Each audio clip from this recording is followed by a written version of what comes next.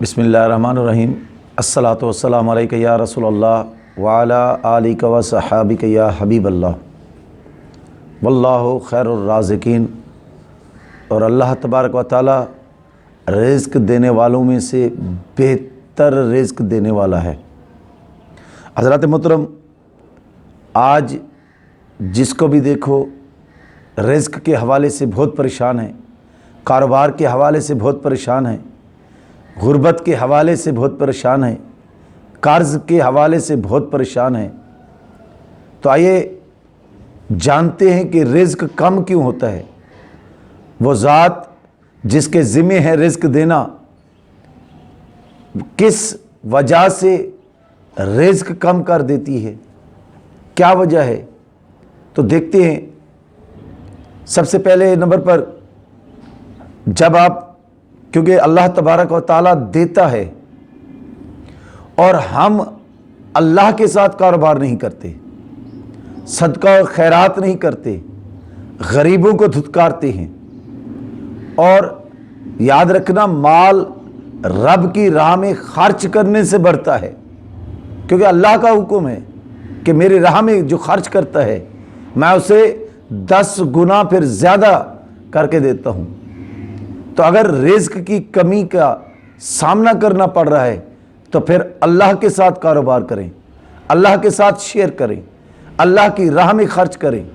और जब अल्लाह की राह में खर्च करेंगे और जब देना शुरू कर देंगे किसी को, तो रब उसकी बिना पर 10 गुना ज़्यादा बढ़ाकर आपको देना शुरू कर देगा। तो अल्लाह के साथ जब देखें कि रिज़्क़ तंग हो चुका है तो अल्लाह के साथ कारोबार करें। बहुत से लोगों को हमने देखा है कि अपनी तनख्वाह का, अपनी आमदनी का हिस्सा, एक मखसूस हिस्सा एक तहिया कर लेते हैं कि हम रब की राह में ये देना है। किसी ने 1% किया हुआ है कुल आमदनी का, 100 रुपये में से 1 रुपया, और किसी ने 1000 रुपये में से कि 5% हमने जो है रब की राह में खर्च करना है।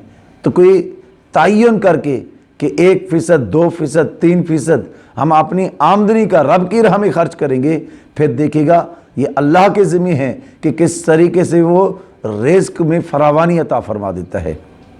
वो एक आपने देखा होगा, बल्कि सुना होगा कि हज़रत ईसा अलैहिस्सलाम के दौर में एक शख्स है, धोबी है, और उस धोबी से लोग बड़े तंग हैं, जाते हैं हज़रत ईसा अलैहिस्सलाम के पास कि हम इनसे बहुत ज़्यादा तंग हैं, बहुत तंग करता है, तो दुआ करें, दुआए ज़रर करें कि अल्लाह इसे तबाह बर्बाद कर दे।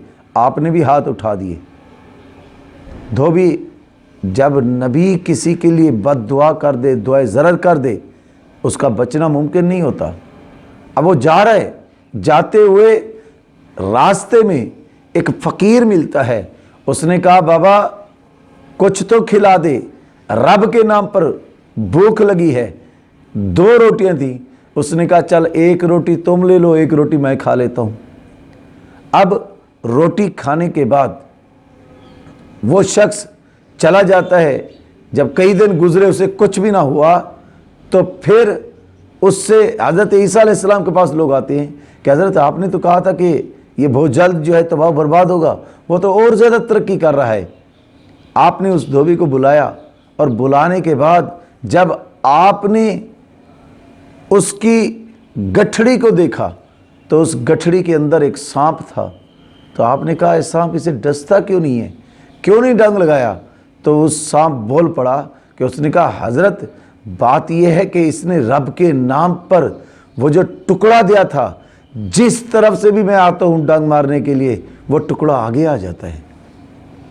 ना सिर्फ उस टुकड़े ने इससे इसकी जान को महफूज रखा है, बल्कि इसकी रिज़्क़ की फरावानी का सबब भी वही टुकड़ा बना है जो इसने रब के नाम पर खिलाया है।